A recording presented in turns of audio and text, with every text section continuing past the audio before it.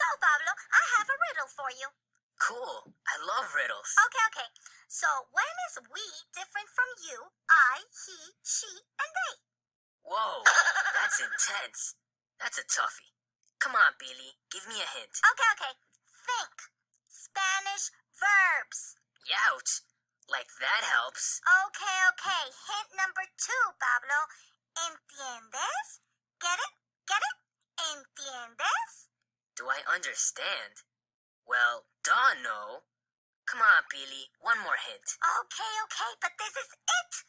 Pablo, listen carefully. Entendemos los verbos en español. ¿Entiendes? Well, maybe you understand, but I sure don't. Entiendes, entendemos, huh?